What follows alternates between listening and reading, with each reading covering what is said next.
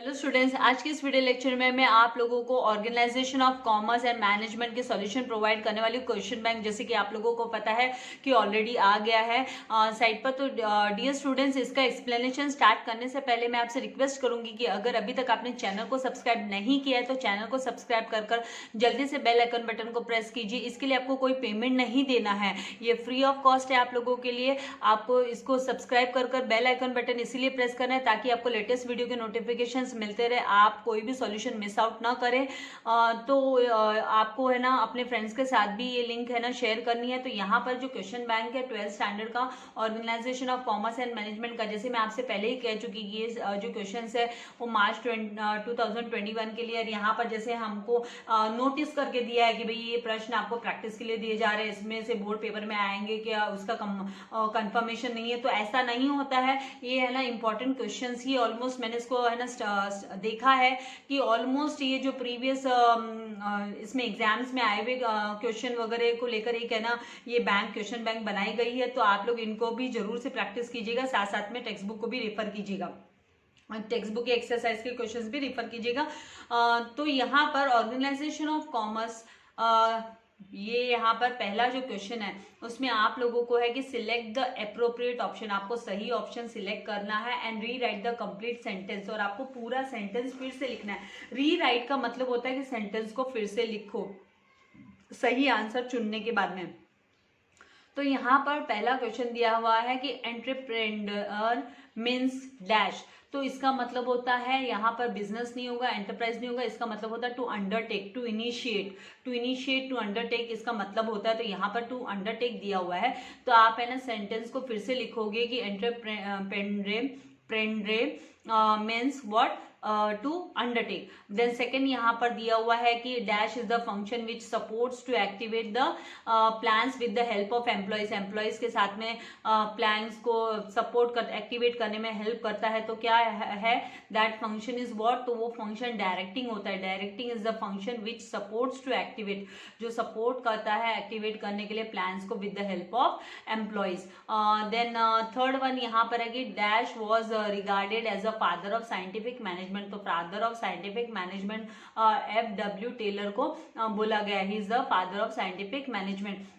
Then next है startup India is an initiative of the dash, तो ये है ना स्टार्टअप इंडिया किसका इनिशिएटिव है, तो गवर्नमेंट ऑफ इंडिया का इनिशिएटिव है, ये RBI का नहीं है, ये वर्ल्ड बैंक का नहीं है, ये जो इनिशिएटिव है वो गवर्नमेंट ऑफ इंडिया का इनिशिएटिव है। तो आपको complete sentence startup India is an initiative of the government of India लिखना है। देन नेक्स्ट यहाँ पर जो फिफ्थ क्वेश्चन दिया है उसमें बोला है कि scalar chain means the hierarchy, hierarchy मतलब टॉप लेवल से लोअर लेवल तक का जो हायरार्की होता है। तो top hierarchy of dash from the top level to lower level for the purpose of communication, communicate करने के लिए ये है ना हायरार्की किस लिए है, मतलब ये किसकी हायरार्की है, तो ये अथॉरिटी वाइज हायरार्की दी गई है। मतलब हायरार्की मतलब प्रायोरिटी किसको दी गई है, तो अथॉरिटी वाइज। तो यहाँ पर scalar chain means the hierarchy of authority, तो आपका जो करेक्ट आंसर है वो आएगा authority. And authority from the top level से लेकर ऊपर के लेवल से लेकर मैनेजमेंट लेवल से लेकर लोअर लेवल तक, जहां पर वर्कमैन्स वगैरह है, सुपरवाइजर्स है, तो to lower level for the purpose of communication. Then sixth question यहाँ पर है कि भाई dash policy subject matter is ensured for specific voyage irrespective of time, तो specific voyage irrespective of time है वो पॉलिसी कौन सी पॉलिसी, तो वो voyage पॉलिसी में होता है।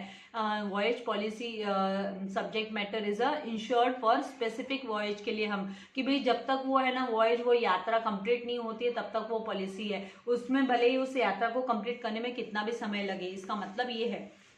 देन यहाँ पर जो सेवेंथ क्वेश्चन है वो है कि the function of management starts with dash function, तो मैनेजमेंट का फंक्शन किससे स्टार्ट होता है, तो हमने इसको स्टडी किया है कि ये भाई प्लानिंग से स्टार्ट होता है। तो यहाँ पर जो है the function of management starts with planning कर आपको है ना आंसर लिखना है, planning function. Then eighth question the Latin market is derived from the dash words marketes, तो ये जो the term market is derived from the dash word marketis, तो यहाँ पर ये ना ये लेटिन वर्ड से आया हुआ है, तो हमको लिखना है कि the term market is derive from the Latin word marketis. Then यहाँ पर जो है नेक्स्ट यहाँ पर जो है वो the modern, in modern competitive market में कंज्यूमर्स को हम है ना किंग बोलते हैं। कंज्यूमर्स जो है वो मार्केट के किंग होते हैं, मार्केट के राजा होते हैं। तो यहाँ पर है ना हमें in modern competitive market consumer is regarded as the king करके हमको इसको है ना करेक्ट आंसर लिखना है। ऑप्शन चूज कर हमको कंप्लीट द स्टेटमेंट फिर से कंप्लीट करना है। नाउ यहाँ पर जो क्वेश्चन नंबर 10 है उसमें बोला है कि the government has establish, government ने एस्टैब्लिश किया dash to settle the consumer disputes by compromise के थ्रू कंज्यूमर डिस्प्यूट्स को जो कंज्यूमर्स के झगड़े हैं उनको कॉम्प्रोमाइज करने के लिए, उनका सेटलमेंट करने के लिए गवर्नमेंट ने क्या एस्टैब्लिश किया, क्या सेटअप किया, तो उन्होंने लोक अदालत सेटअप की है। The government has established Lok Adalat to settle the consumer disputes by compromise के थ्रू उन्होंने लोक अदालत को सेटल किया है। देन 11th क्वेश्चन यहाँ पर है कि dash are the trustees of society, society के ट्रस्टीज कौन होते हैं, तो यहाँ पर बिजनेसमैन जो है वो ट्रस्टीज होते हैं of the society, businessman are trustees of the society, society के ट्रस्टी होते हैं। Then warehouse creates dash utility, तो वेयर हाउस कौन सा यूटिलिटी क्रिएट करता है, तो वेयर हाउस जो है वो टाइम यूटिलिटी क्रिएट करता है। इसका मतलब क्या होता है कि जब है ना गोडाउन में सामान पड़ा है तो उस सामान की जरूरत जब लगेगी, जिस समय पर उसकी जरूरत पड़ेगी तो उस समय पर वो सामान को यूटिलाइज किया जाएगा, तो ये टाइम यूटिलिटी को क्रिएट करता है वेयर हाउस। उस समय आने तक ये है ना सामान गोडाउन में पड़ा रहता है, इसीलिए इसको टाइम यूटिलिटी हम बोलते हैं। देन नेक्स्ट यहाँ पर 13th जो क्वेश्चन है उसमें बोला है कि भाई principle of dash is not applicable to life insurance, life insurance को कौन सा प्रिंसिपल एप्लीकेबल नहीं है, तो लाइफ इंश्योरेंस को ऑटमोस्ट गुड फेथ तो है भैया ना, भरोसे वाली बात। देन इंश्योरेबल इंटरेस्ट वो भी है। नहीं, इंडैमिनिटी इज नॉट एप्लीकेबल, जो इंडैमिनिटी है वो एप्लीकेबल नहीं है लाइफ इंश्योरेंस को। क्यों एप्लीकेबल नहीं है, क्योंकि जीवन अनमोल होता है, जीवन की कोई वैल्यू नहीं होती। अगर लाइफ का लॉस हो जाता है तो हम उस लाइफ के लिए उतना उसको हम मॉनेटरी टर्म में है ना हम उसको एक्सप्रेस नहीं कर सकते हैं। इसीलिए ये जो इंडैमिनिटी वाला सिस्टम है, इंडैमिनिटी फायर इंश्योरेंस के लिए है, इंडैमिनिटी जनरल इंश्योरेंस के लिए है जो इंडैमिनिटी है, लेकिन ये लाइफ इंश्योरेंस के लिए नहीं है। ये लाइफ इंश्योरेंस के लिए इसीलिए नहीं है क्योंकि लाइफ है वो अनमोल होती है, यहाँ पर अनमोल होती है, इसीलिए आप उसको मॉनेटरी टर्म में क्या है उसको कंपनसेट करके नहीं दे सकते। इसीलिए इसका एग्जैक्टली इसका मतलब अगर मैं आपको बताऊं तो जैसे मान लीजिए फायर इंश्योरेंस निकाला है तो अगर है ना आग लग गई गोडाउन में, 5 लाख की इंश्योरेंस निकाली, आग लगने से 2 लाख का नुकसान हुआ तो है ना कंपनी जो है वो 5 लाख की इंश्योरेंस निकाली तो 5 लाख नहीं देगी, 2 लाख ही देगी। लेकिन लाइफ इंश्योरेंस में अगर लाइफ इंश्योरेंस किसी ने निकाल के रखा है, बंदे की डेथ हो जाती है तो उसकी फैमिली को मतलब मान लो 5 लाख का इंश्योरेंस निकाला हुआ है लाइफ इंश्योरेंस, तो पूरे 5 लाख उनकी फैमिली को मिल जाता है। तो ये है इसका मेन इसके पीछे का जो लॉजिक है बिहाइंड, तो ये आपको है ना ध्यान में रखने वाली चीज है। देन यहाँ पर जो नेक्स्ट है वो है business is a dash activity, तो बिजनेस कौन से टाइप का एक्टिविटी है, तो बिजनेस जो है वो सोशियो इकोनॉमिक एक्टिविटी, भाई सोसाइटी का भी ध्यान रखना है एंड ना साथ साथ में इकोनॉमिक एक्टिविटी भी हुई, तो ये सोशियो इकोनॉमिक ही है। नॉन प्रॉफिट तो हम नहीं बोल सकते, इसको चैरिटेबल भी नहीं बोल सकते, तो जो बिजनेस है वो क्या है सोशियो इकोनॉमिक एक्टिविटी है, तो आपको है ना business is a socio economic activity answer लिखना है। Then in online shopping customers put the product in the dash, तो ऑनलाइन शॉपिंग में कस्टमर्स प्रोडक्ट्स को किस में डालते हैं, तो वो शॉपिंग कार्ट में डालते हैं। इन शॉपिंग कार्ट जो है वो हम जो है उसमें शॉपिंग कार्ट दिखाई देती है, उसके अंदर हम डिजिटल शॉपिंग कार्ट होती है वो, तो उसमें हम है ना शॉपिंग कार्ट में यहाँ पर हम डालते हैं। जो नेक्स्ट क्वेश्चन है क्वेश्चन नंबर बी, यहाँ पर आपको मैच द पेयर्स है ना करना है, मतलब आपको मैच पेयर करना है, तो 5 मार्क्स का मैच द पेयर का क्वेश्चन आता है आपको एग्जाम में। तो यहाँ पर A group A and group B, तो ग्रुप ए में से अब आपको रीड करना है ग्रुप बी में कौन सा पेयर इसको मैच करे वो फाइंड आउट करना है। तो यहाँ पर प्लानिंग दिया है, organising, staffing, coordinating and directing. तो one by one group B से जब हम रीड करेंगे तो it is the process of instructing, guiding, communicating and motivating. तो ये वाला है ना डायरेक्टिंग के लिए है, मतलब आपका जो ई ऑप्शन है उसके लिए आपका फर्स्ट है ना, ग्रुप बी में से फर्स्ट आपको है ना लिखना है, ई के लिए ये सिलेक्ट करेंगे हम। एंड ऑर्गेनाइजिंग के लिए जो आएगा वो डिसाइडिंग, प्लानिंग के लिए, तो यहाँ पे deciding in advance what to do, when to do, how to do, ये डिसाइडिंग के लिए आपका आंसर आएगा।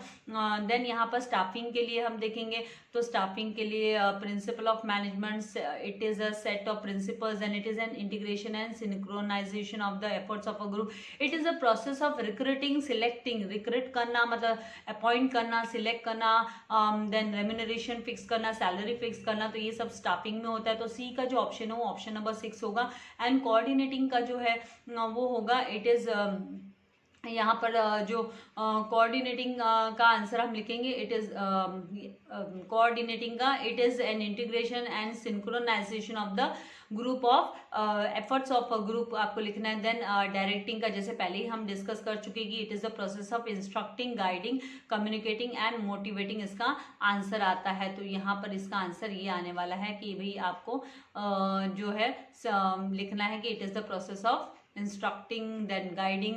तो यहाँ पर है ना लेफ्ट हैंड साइड में ये रेड बॉक्स में मैंने आप लोगों के लिए आंसर्स है ना इसके है ना टाइप की है, तो आप यहाँ से इसकी हेल्प ले सकते हो। एंड आपको चाहिए तो इनको नोट डाउन कर सकते हो अपनी नोटबुक में, नहीं तो रिवीजन में आप कैसे रिवाइज करोगे वो फिर आपको सोचना है। या फिर है ना यहाँ पर सेकंड अभी यहाँ पर जो दिया हुआ है वो दिया है कि ग्रुप ए में gap filling function, entrepreneur, then agro tourism, technology, stand up India.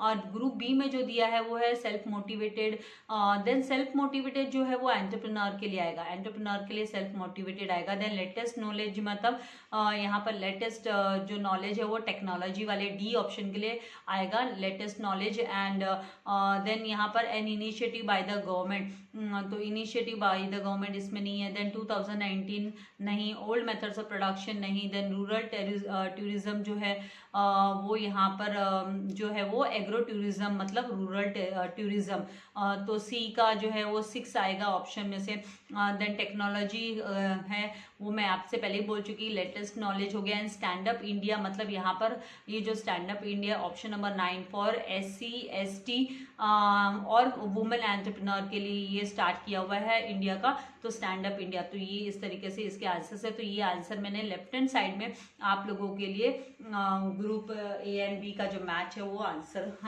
मैंने दिया है ना। अभी थर्ड इसमें हम आएंगे, तो यहाँ पर ग्रुप ए में और ए में Henri Fayol, then principle of unity of direction, then nature of principles of management, then principle of initiative and principle of discipline. तो ग्रुप बी में क्या दिया हुआ है, वन हेड वन प्लान। तो यहाँ पर ये जो वन हेड वन प्लान है वो principle of unity of direction है, one head one plan.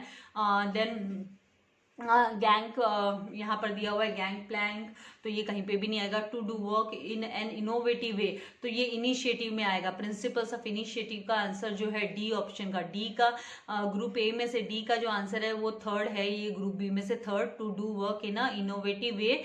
And then यहाँ पर जो नेक्स्ट हम रीड करेंगे टीम स्पिरिट नहीं है। Then father of modern management, तो हेनरी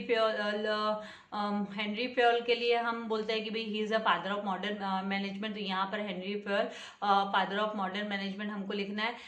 देन नेक्स्ट जो है यहाँ पर कि प्रिंसिपल नेक्स्ट है जनरल गाइडलाइंस, तो जनरल गाइडलाइंस है वो किसके लिए, तो वो nature of principles of management है, nature of principle of management के अंडर में आता है जनरल गाइडलाइंस।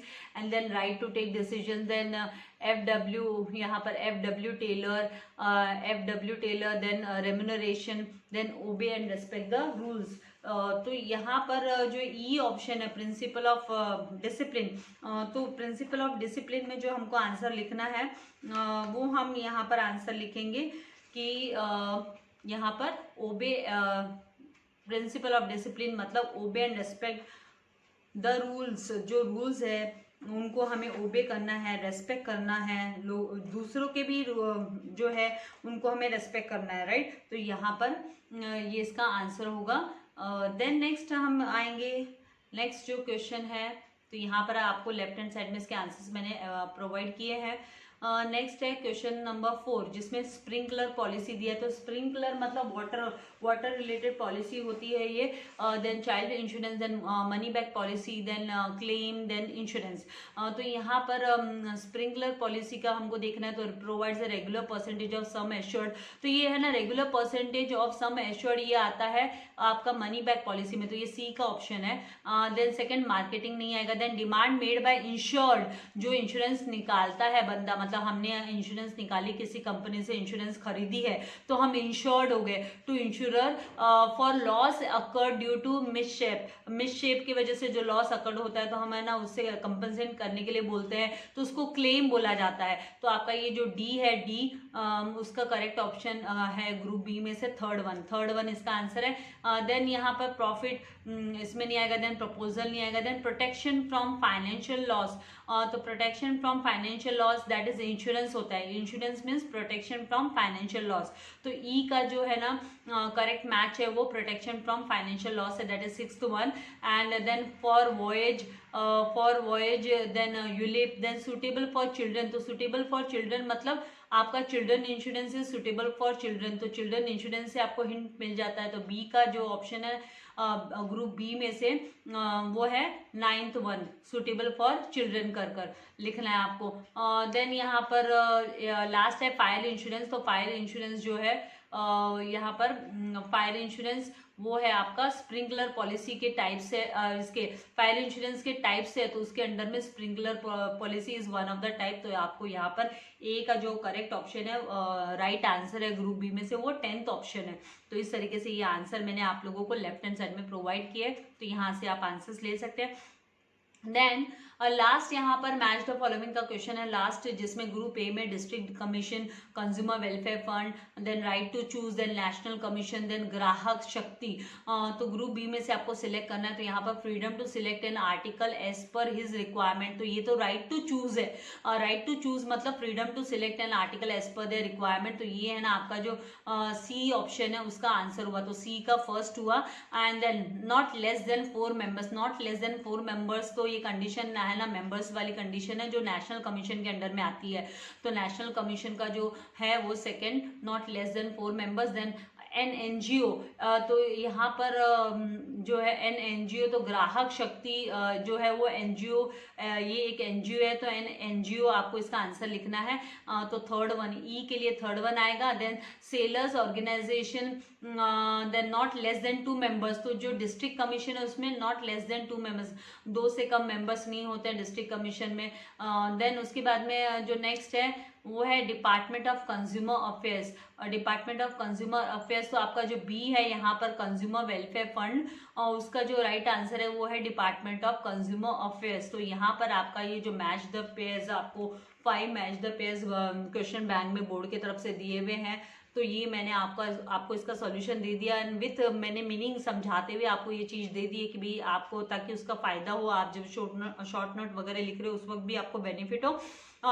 आगे के इसमें आंसर्स की जो है इसका टाइपिंग वर्क और वगैरह वो चालू है आप लोगों के लिए, it is under the process. तो जल्दी ही आप लोगों के लिए अदर सॉल्यूशन के वीडियोस भी मिलेंगे। तो मैंने है ना इकोनॉमिक्स के वीडियो सॉल्यूशन भी अपलोड किए हैं साइट पर, तो आपको इकोनॉमिक्स के सॉल्यूशन चाहिए तो वो भी आप साइट पर, मतलब कॉमर्स एकेडमिया के चैनल पर, तो वहाँ जाकर आप है ना वो जो है प्लेलिस्ट से वो भी आप फैसिलिटी उसकी भी अवेल कर सकते हैं फैसिलिटी।